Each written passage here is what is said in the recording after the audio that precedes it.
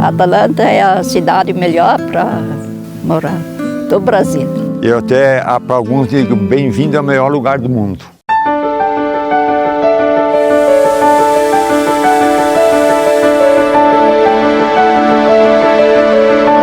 Então seja muito bem-vindo a mais um Caminhos da Natureza, e o que você vai ver no programa de hoje é um verdadeiro exemplo de como toda uma comunidade conseguiu resgatar a natureza da cidade de Atalanta, que fica no Alto Vale, aqui de Santa Catarina. Eu tenho certeza absoluta que você vai se surpreender com o que essa comunidade fez nessa região. Então vem com a gente, porque nós vamos andar muito por aí, pelos caminhos da natureza.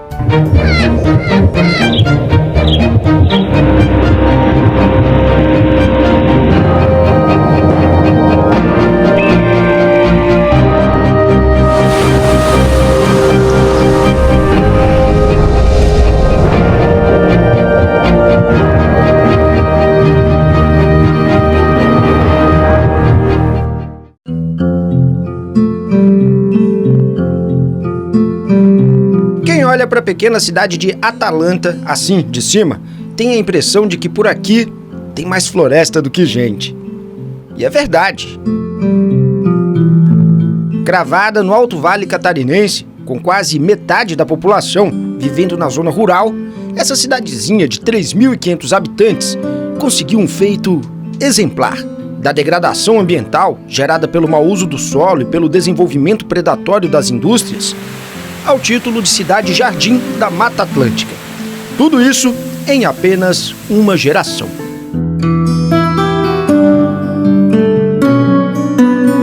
Para entender melhor essa história, a gente precisa voltar no tempo e conhecer a Dona Anita.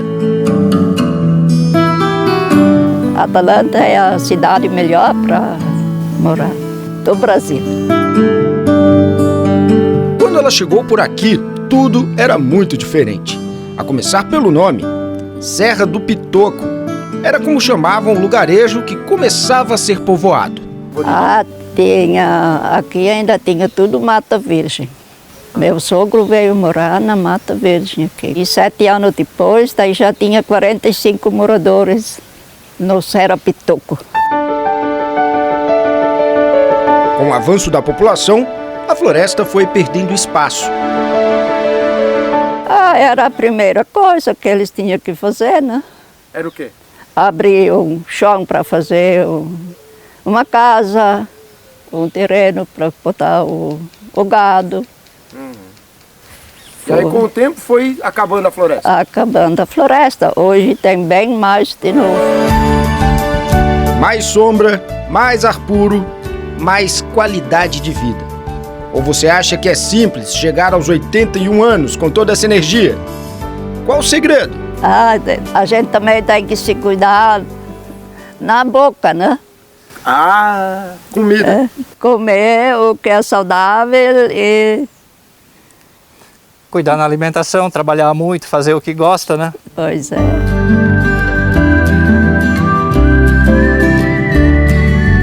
E se come muito bem por aqui.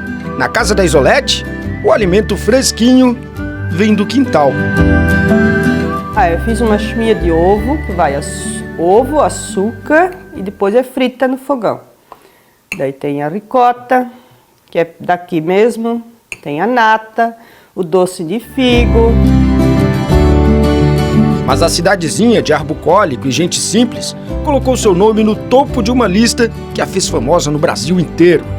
Ficou conhecida como capital ecológica de Santa Catarina. A virada aconteceu em meados da década de 1990, quando se instalou por aqui a APREMAVE, uma organização para a defesa do meio ambiente que havia sido criada uma década antes em Ibirama. A APREMAVE foi evoluindo e crescendo à medida que ela foi realmente enfrentando os problemas. A APREMAVE tem um lema, que era boca no trombone e mão na massa. Boca no trombone, denunciando crimes ambientais, caça, desmatamento, poluição, etc. E, por outro lado, mão na massa significava que a gente não só tinha que ficar falando e denunciando, mas mostrando na prática como se resolviam esses problemas. E a primeira coisa que a gente fez foi criar um viveiro de árvores nativas da Mata Atlântica. O viveiro, que começou com 19 mudinhas em um fundo de quintal, hoje tem capacidade para produzir até 1 milhão de mudas por ano. E o viveiro da Premave é conhecido como um dos maiores viveiros de mudas nativas do sul do Brasil. O objetivo maior do viveiro de mudas da Premave é produzir mudas para os próprios projetos que a Premave desenvolve, né? Então, para atender a demanda interna. E o excedente nós comercializamos tanto no varejo quanto no atacado para diferentes regiões do país. Então, ela vem para os canteiros externos, como esses aqui, já um ambiente mais parecido com o ambiente que ela vai encontrar quando ela for a campo. Muitas árvores dessas aí que a gente tem hoje, eu ajudei desde a coleta da semente, transformar ela numa muda, até na árvore que ela é hoje, né? E isso dá muita satisfação para a gente, né? Alguns anos depois você vê que aquela mudinha que você produziu, que você plantou, ela já está transformada numa árvore de grande porte. Então, Luiz, como você pode ver aqui, nós temos uma muda de araucária, né, que é uma espécie nobre, né, ameaçada de extinção, uma árvore símbolo aqui do sul do Brasil.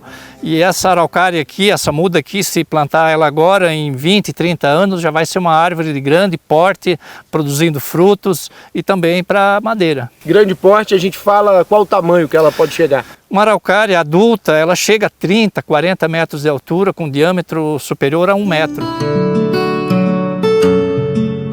Este é um berçário de araucárias. Ao lado de figueiras, ipês e toda sorte de árvores frutíferas, formam a floresta do futuro. E foi daqui também que veio a floresta do presente. O município de Atalanta, na década de 1960, chegou a ter aproximadamente 7.000 habitantes e hoje tem em torno de 3.500, 3.600 habitantes. Isso é um fenômeno não exclusivo de Atalanta. Muitos municípios do interior de Santa Catarina tiveram diminuição de população. Então, na década de 60, 70, nós tínhamos praticamente desmatado o município todo. Talvez tivessem sobrado algo como 15% a 20% de cobertura florestal nativa. Os últimos levantamentos feitos pela prefeitura mostraram que Atalanta tem hoje 32% do seu território coberto com floresta nativa e aproximadamente 14% com florestas plantadas, ou seja, uma cobertura florestal de aproximadamente 46% do território. Com a judiação do homem, a natureza se regenera por si. E com a mata de volta para proteger as fontes de água, as nascentes dos rios também voltaram a aparecer. Essa aqui fica atrás do terreno onde mora o seu Edegold. É a mesma fonte que abastece a família há 80 anos. Nunca secou. Outra curiosidade sobre a Atalanta é que ela está a mais ou menos 650 metros acima do nível do mar. Quer dizer, ela está bem mais alta que as outras cidades aqui da região. Toda a água que abastece a cidade nasce aqui mesmo, no município. E olha, tem muita água aqui em Atalanta, viu? São mais de 40 cachoeiras, como esta. As belas quedas d'água atraem turistas, que trazem dinheiro para a cidade e fazem girar uma nova fonte de economia. Mas com desenvolvimento, aumenta também a responsabilidade. Atalanta tem uma peculiaridade interessante, porque todos os rios do município nascem dentro dos limites do município. E isso é uma coisa boa, mas também preocupante, porque significa que o que nós fizermos à nossa água é inteiramente da nossa responsabilidade. Por um lado, nos dá essa autonomia, né? Mas por outro, nós não temos muito como contar com parceria. Desafios para uma cidade que busca o desenvolvimento verde, já que crescer a qualquer custo costuma custar muito caro. E na pequena Atalanta, ar puro e água limpa são a maior riqueza.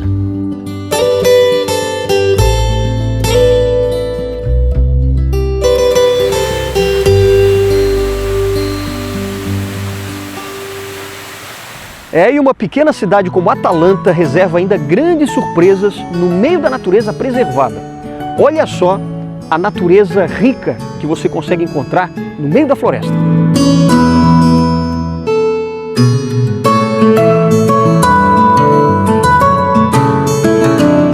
O verde que se espalha a perder de vista abre espaço de repente para uma queda d'água de 41 metros de altura. É o Peral do Grope, uma das mais belas cachoeiras de Santa Catarina, que fica no Parque Municipal da Mata Atlântica, em Atalanta. Mas esse cenário era muito diferente no passado, quando uma fábrica de fécula de mandioca se instalou na região, trazendo esperança de empregos e desenvolvimento para a pequena cidade no Alto Vale. O empreendimento foi abandonado no começo da década de 60 e de suas ruínas surgiu a mais ambiciosa ação de reflorestamento da Apremave. Uma das questões que a Atalanta já começou a cuidar ainda no final do século passado foi criar um parque municipal, chama Parque Municipal da Mata Atlântica. Esse parque foi criado numa área que era de uma antiga fábrica de fécula de mandioca, farinha de mandioca. Essa fábrica foi implantada na década de 1940, a área foi praticamente toda desmatada. A fábrica foi abandonada no final dos anos 60 e no final dos anos 90 a prefeitura transformou a área num parque. Esse parque hoje recebe aproximadamente 8.000 turistas por ano, bem mais pessoas do que a própria população do município. Parte da fábrica virou um museu.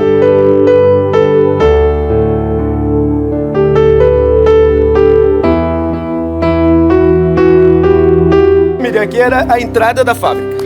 Isso aqui são ruínas, né, da antiga fecularia. Ela funcionou a pleno vapor na década de 40, depois acabou indo à falência e ficou abandonado durante muito tempo.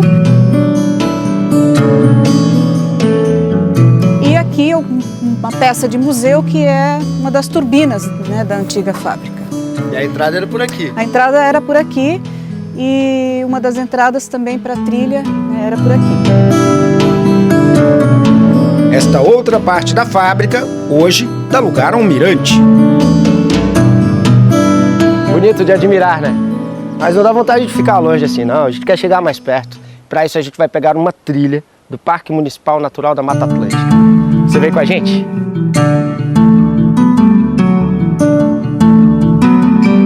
Para acessar a antiga entrada da trilha, passamos por um túnel escavado na década de 1930. E essa aqui então é a entrada do caminho da turbina.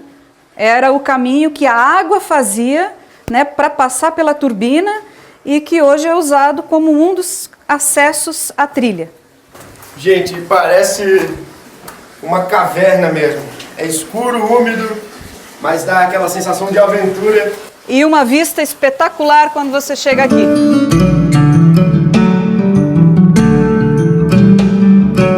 Seguimos por outro acesso e logo chegamos a uma das mais belas paradas do nosso passeio. Bastou alguns minutinhos de caminhada, logo no comecinho da trilha, a gente chega a esse lugar maravilhoso, que é a Cachoeira do Córrego do Caçador. A gente passa por trás dela.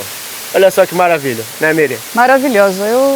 Esse é um dos lugares assim encantadores do parque, porque você tem também uma vista geral da floresta, né? Você pode olhar a composição toda aqui da Mata Atlântica da região. E temos uma especificidade bem importante no paredão, aqui atrás de você, que é essa planta que chama Rainha do Abismo. Ela infelizmente não está florida agora, né? Nós estamos entrando no outono.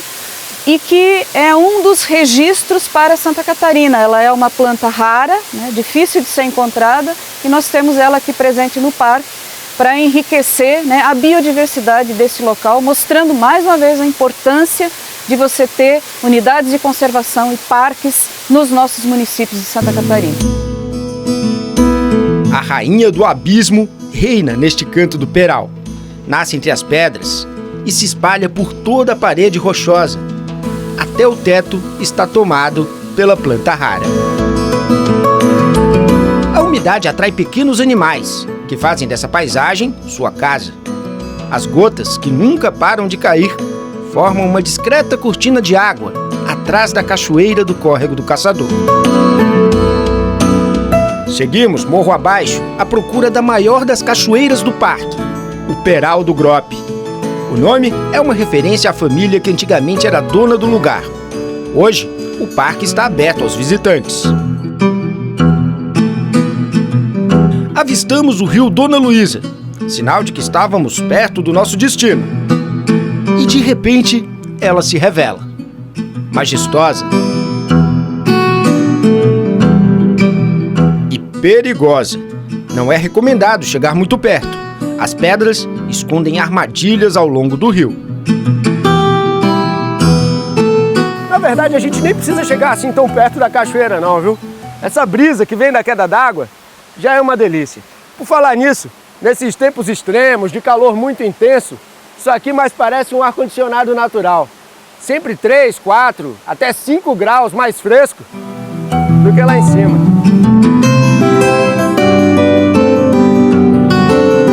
Mas o gigante, escondido na floresta, é tão frágil quanto belo. Toda a sua força depende do verde ao redor, como uma malha selvagem em que tudo se conecta.